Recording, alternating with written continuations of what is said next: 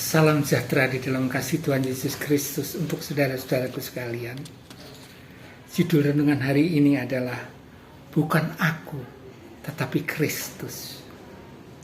Firman Tuhan yang mendasari diambil dari Galatia pasal 2 ayat 20 yang demikian, namun aku hidup, tapi bukan lagi aku sendiri yang hidup, melainkan Kristus yang hidup di dalam aku. Saudaraku, yang pertama, makna yang penting dari firman Tuhan itu apa? 1. Menyerahkan total kepada Tuhan Yesus. Memberikan sepenuhnya Tuhan Yesus untuk memimpin dan mengendalikan hidup kita sehari. Amsal 3 ayat 5-6. Mana yang kedua? Mematikan daging kita, ego kita matikan. Galatia 5 ayat 24. Mana yang ketiga? Hidup kita adalah hidup oleh iman kepada Tuhan Yesus Kristus.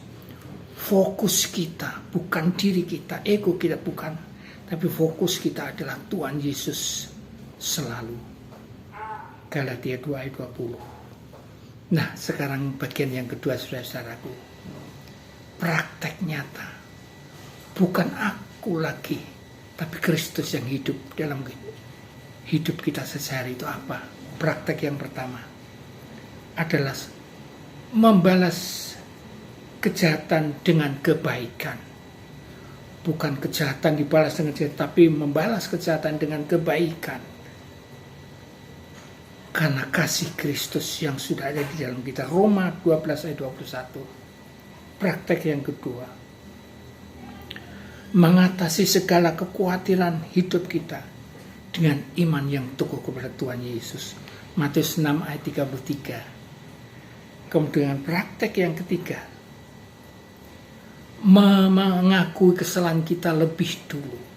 Kita berani menyangkali kesalahan kita. Dan kita merendahkan diri untuk meminta maaf kepada sesama kita lebih dahulu. Kolose 3 ayat 13. Praktek yang keempat. Menyangkali diri dan memikul salib Tuhan Yesus Kristus. Matius 16 ayat 24. Nah, sekarang bagian yang ketiga adalah kesimpulan. Bukan aku, tetapi Kristus. Itu apa kesimpulannya? 1. Pertukaran identitas. Jadi yang lama itu identitas pribadi saja yang kita munculkan, tapi sekarang sudah diganti. Gaya hidup kita adalah gaya hidup Kristus Yesus.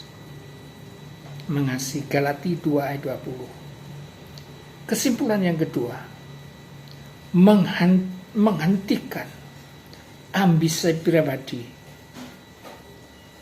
kedagingan diganti dengan karakter Kristus.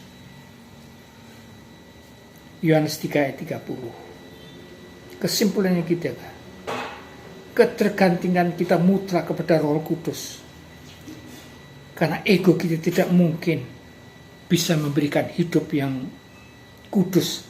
Kita harus mohon pertolongan Tuhan Yesus melalui Roh Kudusnya setiap saat. Matius 16 ayat 24. Kemudian kesimpulan yang keempat.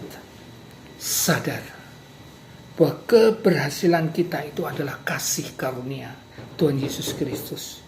Yohanes 3 ayat 30. Saudaraku yang dikasihi Tuhan, saya akan terus berdoa supaya saudara-saudara dan saya